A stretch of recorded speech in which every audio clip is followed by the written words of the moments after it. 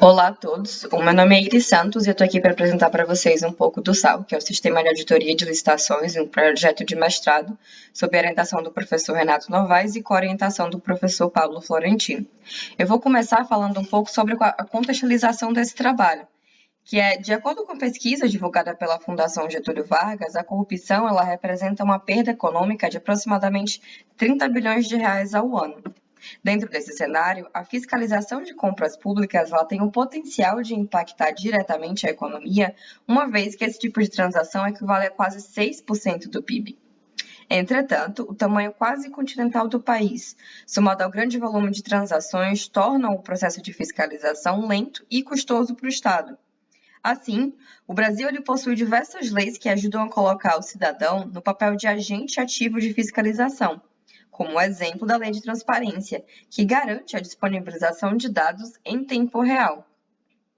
Contudo, tornar esses dados disponíveis não é o suficiente, uma vez que existem barreiras técnicas de acesso e entendimento de dados. O SAL surge, então, para suprir essa lacuna de acesso à informação e fazer do cidadão um fiscal ativo do processo de compra. Dada a importância desse tema, esse não é uma proposta nova. Em 2016, Lee e Dai, elas apresentam um artigo chamado Aplicativos de Auditoria, uma ferramenta eficaz para a asseguração de compras governamentais, onde elas apresentam uma ideia de 27 aplicativos de auditoria capazes de auditar o processo de licitação. Já a CGU, ela possui a sua própria ferramenta chamada Alice, de uso interno apenas para os auditores, que foi apresentada em 2019. Já Vieira e Neto, em 2017, eles apresentam uma ferramenta para avaliação de processos licitatórios na cidade de Marília, em São Paulo. Assim, qual o problema que a gente está querendo resolver com o SAL?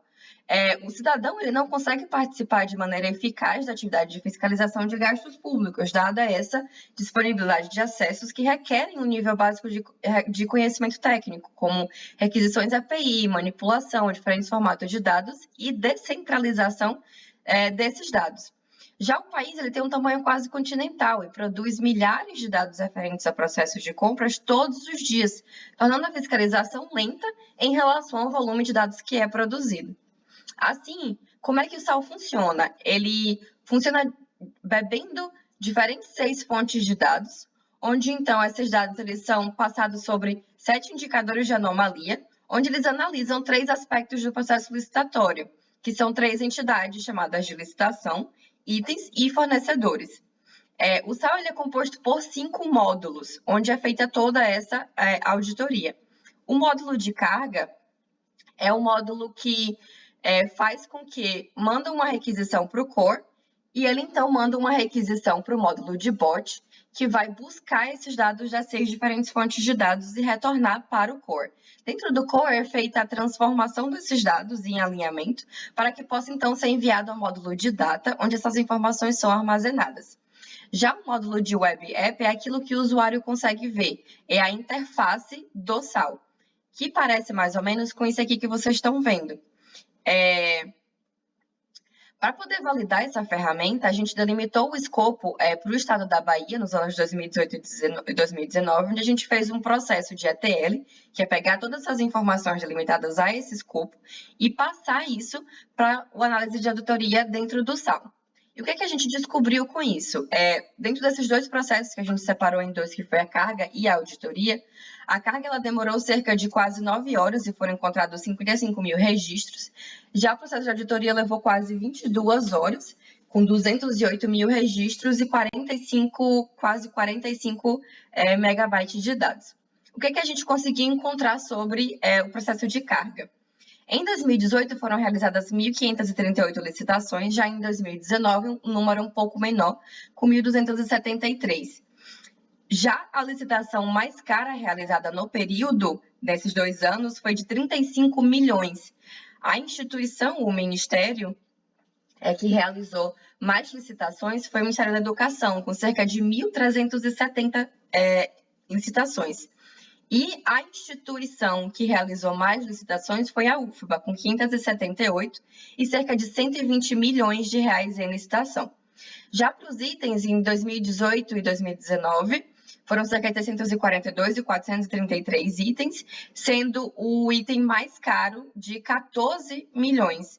Já a licitação de itens mais cara foi de 98 milhões, que pertence à UFBA, e a mais barata de apenas 1 centavo.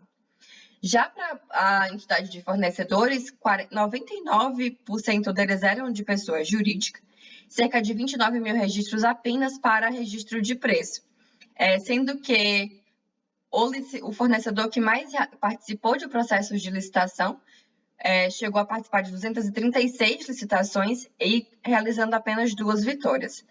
Já sobre os resultados das auditorias que foram realizadas, é que das licitações, 47% dos registros apresentaram alguma forma de inconformidade e todos os meses analisados sinalizaram algum tipo de anomalia, sendo que o maior deles foi de janeiro de 2019, com cerca de 20 anomalias para aquele mês. Sobre a entidade de itens, 29% dos registros apresentaram inconformidades, sendo a maior inconformidade encontrada foi a de sobrepreço de um item de desinfetante, cujo valor licitado foi de R$ 357, e dentro do processo de avaliação do tabela referencial de preços, o item mais caro para esse mesmo desinfetante seria de R$ 54. Já para o item de envelope, que foi licitado ao preço de R$ 50, a tabela de preços referenciais apresentou o valor mais caro desse item de 10,17, ou seja, sobrepreço nas duas situações.